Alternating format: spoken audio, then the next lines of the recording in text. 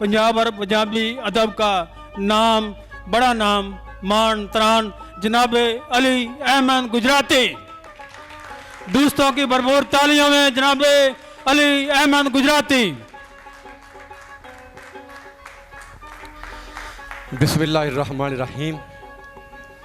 दोस्तों, यह नहीं समझ आती पई कि अज ये शाम अदनान कुलदम रांझा दी सी, या ये शाम सईद भट्टी साहब दी सी, या ये शाम मुबीना अकबर दी सी, या ये शाम राय मोहम्मद खान नासर साहब दी सी।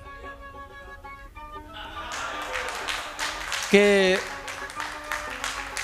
पंजाब दे इस चेतरंगे मौसम दे विच अज चेतर भी अपने पूरे अरूज ते है, ते साडी अज दी ये महफल जिहड़ी है ये भी पूरे जोबन ते। सामने दो उर्दू के मोतबर शायर बैठे ने, ते उन्होंने अज पंजाबी नूं सुन के ते पंजाबी रिकॉर्ड की है। ये साडे वास्ते एहसास है और इस गल की दलील है कि पंजाबी शेर जिहड़ा है उसनूं अगर शेर कह के समझ के लिखिया जाए और उसका हक अदा करके उसनूं पढ़िया जाए तो उसका अपना एक स्वाद है। एक बार हल्कियां फुल्कियां ताड़ियां मारो हम भला।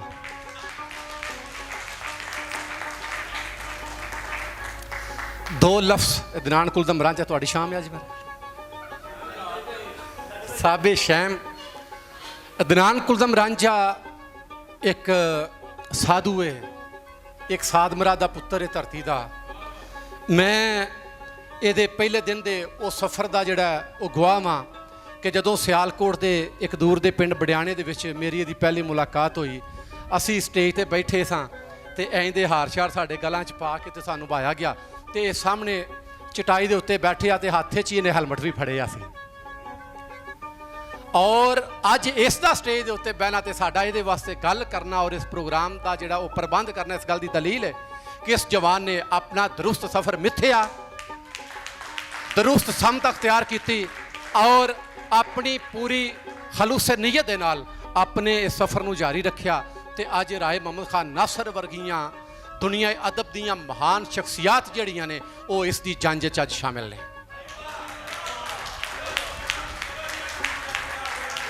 अदनान कुलदम रांझा मैं समझदा कि यह सियालकोट का वो रांझा है जिसने वंजली तो बगैर हीर जीती है।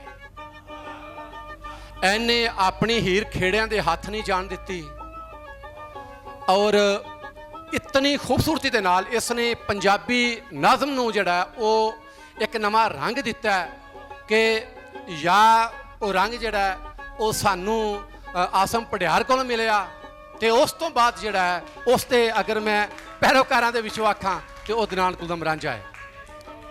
कि बिलाशुबा जिहड़े दोस्तां ने सुनिया वो तायद करनगे, जिन्हें नहीं सुनिया वो सुन के तस्दीक करनगे।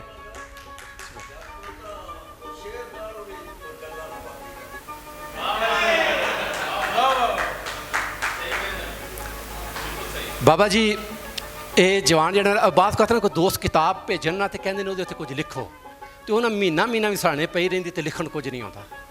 क्यों कुछ विच होवे तो ये विच कुछ है। असल गल है वे कि इस बंदे ने ईमानदार की गल है कि लोगों को इज्जत दे के गल साबित की है कि यदी माँ जी ना किसी चंगे घर की सी। क्योंकि इतने गल हुई है ना कि माँ पुत्रा दुध दे के दुध तो पाल दी है तो पानी नहीं पुछते, लेकिन इसने अपने आने वाले प्राहुणियां पानी तो रखिया ही नहीं। कि इतने स्टेज की प्रधान शख्सियत जी आई दी इस पंचायत के जोड़े प्रधान ने इस गल की तयद करनगे कि सियालकोट के विच मुशायरा कोई करा रहा होंदा है तो मुशायरे तो पहला रोटी जी है वो दानिश अजीज साहब की अदनान कुलदम रांझा के घर पक्की होंदी है। वो लाहौर तो आउंदे जड़े ने वो सुमेरा साजिद के मुशायरे च ने खाना उस तो पहला मुशायरे तो पहला वो पिंड जाके मुशायरा का खाना वो घरों खा रहे होंगे ने। सो ये इस बंदे की अदब के नाल वाबस्तगी, अदब के नाल इसका इसार कुर्बानी कि आप एक मजदूर बंदा हो के इसने अदब की इस मैं समझांगा कि जिहड़ी मलका सी जिहड़ी शहजादी सी उसके गुट के उत्ते इन्हें जिहड़ा गाना बनिया वो अपने लहू नाल बनिया। मैं अज दे इस लाड़े नूं अज दी इस शाम के उत्ते जिहड़ा वो लख लख ਵਧਾਈਆਂ ਪੇਸ਼ ਕਰਨਾ। ਔਰ ਜੋ ਕੁਝ ਸੁਣਿਆ ਬਾਬਾ ਜੀ ਸੁਭਾਨ ਅੱਲਾ ਤੁਸੀਂ। ਔਰ ਮੈਂ ਮੁਬੀਨ ਅਕਬਰ ਦੇ ਵਾਲੇ ਨਾਲ ਇੱਕ ਗੱਲ ਕਰਾਂ, ਮੈਂ ਕਿ ਦੋਸਤਾਂ ਨਾਲ ਨਾਲ ਤਾਰਫ ਵੀ ਕਰਾ ਰਿਹਾ ਸਾਂ ਕਿ ਇਸ ਕੁੜੀ ਨੇ ਸਾਬਤ ਕੀਤਾ ਕਿ ਸਿਰ ਤੇ ਚੁੰਨੀ ਰੱਖ ਕੇ ਵੀ ਫਨ ਦਾ ਮੁਜ਼ਾਹਰਾ ਹੋ ਸਕਦਾ ਹੈ। ਕਿ ਯਾਰ ਇਹੋ ਕੁਝ ਹੀ ਹੈ ਨਾ ਜਿਹੜਾ ਸਾਡੇ ਘਰਾਂ ਦੀਆਂ ਕੁੜੀਆਂ ਢੋਲਕੀ ਦੇ ਵਿਆਹ ਤੇ ਗਾਉਂਦੀਆਂ ਨੇ। ਇਹੋ ਕੁਝ ਹੀ ਹੈ ਨਾ। ਅਸੀਂ ਆਪ ਢੋਲਕੀ ਵਾਲਿਆਂ ਨੂੰ ਪੈਸੇ ਦੇਣੇ ਆ ਘਰ ਤੇ ਉਹਨਾਂ ਨੂੰ ਕੁਝ ਨਹੀਂ ਆਉਂਦੇ, ਕੁੜੀਆਂ ਨੂੰ ਕੁਝ ਨਹੀਂ ਆਉਂਦੇ।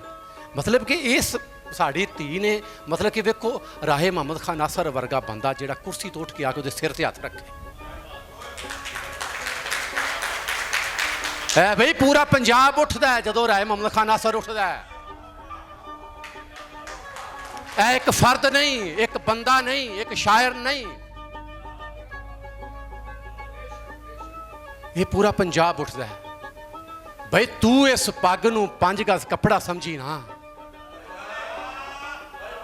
ਤੂੰ ਇਸ ਪੱਗ ਨੂੰ 5 ਗਜ਼ ਕੱਪੜਾ ਸਮਝੀ ਨਾ, ਸਿਰ ਤੇ ਲੱਜ ਪੰਜਾਬ ਦੀ ਰੱਖੀ ਹੋਈ ਹੈ।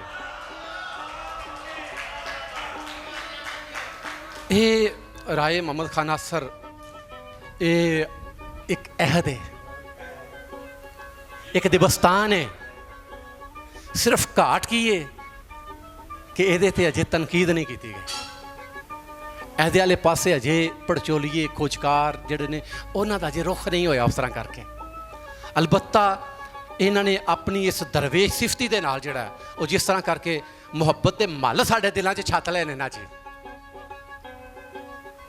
ਕਰੀਮ ਕਿਬਰੀਆ ਇਹਨਾਂ ਨੂੰ ਸਲਾਮਤ ਰੱਖੇ। ਆਪਣੀ ਅਣਖ ਤੇ ਨੱਚਿਆ ਮੈਂ, ਆਪਣੀ ਅਣਖ ਤੇ ਨੱਚਿਆ ਮੈਂ, ਤਾਂ ਉਸ ਅੱਖ 'ਚ ਜਚਿਆ ਮੈਂ। ਆਪਣੀ ਅਣਖ ਤੇ ਨੱਚਿਆ ਮੈਂ, ਤਾਂ ਉਸ ਅੱਖ 'ਚ ਜਚਿਆ ਮੈਂ। ਓਏ ਹੁਣ ਤੱਕ ਖੁਰ ਖਰ ਜਾਣਾ ਸੀ, ਤੂੰ ਲਿੰਬਿਆ ਤੇ ਬਚਿਆ ਮੈਂ।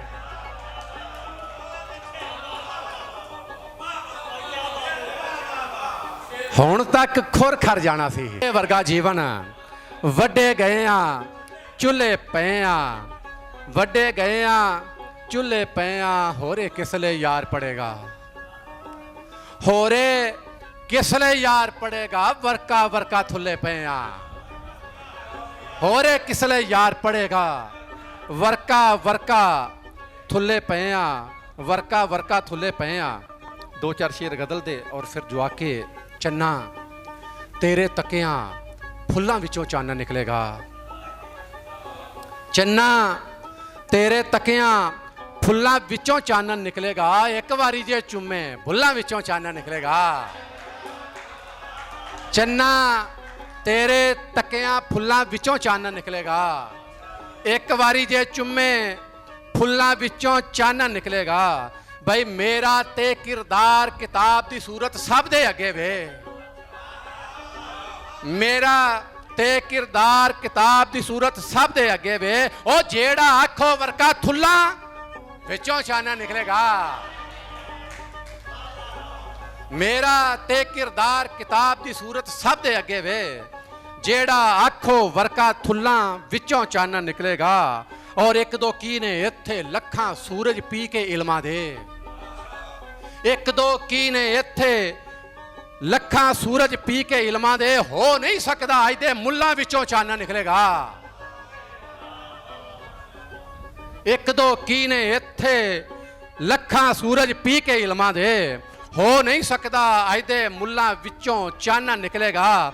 ਔਰ ਵੇਖਣ ਵੇ ਤੇ ਮਿੱਟੀਆਂ ਪਰ ਭੇਤ ਜਹਾਨੋਂ ਵੱਖਰੇ ਨੇ, ਵੇਖਣ ਵਿੱਚ ਤੇ ਮਿੱਟੀਆਂ ਪਰ ਭੇਤ ਜਹਾਨੋਂ ਵੱਖਰੇ ਨੇ। ਓਏ ਜਿਸ ਤਰ੍ਹਾਂ ਜਗ ਤੇ ਖੁੱਲਾ ਵਿੱਚੋਂ ਚਾਨਣ ਨਿਕਲੇਗਾ, ਵੇਖਣ ਵਿੱਚ ਤੇ ਮਿੱਟੀਆਂ ਪਰ ਭੇਤ ਜਹਾਨੋਂ ਵੱਖਰੇ ਨੇ। ਜਿਸ ਤਰ੍ਹਾਂ ਜਗ ਤੇ ਖੁੱਲਾ ਵਿੱਚੋਂ ਚਾਨਣ ਨਿਕਲੇਗਾ। ਔਰ ਇਮਰਾਨ ਭਾਈ ਅਹਿਮਦ ਉਸ ਦਿਨ ਮੰਨਾਂਗਾ ਮੈਂ ਅਸਲ ਤਰੱਕੀ ਸਾਇੰਸ ਦੀ, ਅਹਿਮਦ ਉਸ ਦਿਨ ਮੰਨਾਂਗਾ ਮੈਂ ਅਸਲ ਤਰੱਕੀ ਸਾਇੰਸ ਦੀ। ਉਹ ਜਿਸ ਦਿਨ ਮਾੜੇ ਘਰ ਦੀਆਂ ਚੁੱਲ੍ਹਾਂ ਵਿੱਚੋਂ ਚਾਨਣ ਨਿਕਲੇਗਾ। ਅਹਿਮਦ ਉਸ ਦਿਨ ਮੰਨਾਂਗਾ ਮੈਂ ਅਸਲ ਤਰੱਕੀ ਸਾਇੰਸ ਦੀ। ਜਿਸ ਦਿਨ ਮਾੜੇ ਘਰ ਦੀਆਂ ਚੁੱਲ੍ਹਾਂ ਵਿੱਚੋਂ ਚਾਨਣ ਨਿਕਲੇਗਾ। ਬਹੁਤ ਸ਼ੁਕਰੀਆ, ਬਹੁਤ ਸ਼ੁਕਰੀਆ ਬਾਬਾ, ਬਹੁਤ ਸ਼ੁਕਰੀਆ। बहुत अच्छे जनाब अली अहमद गुजराती।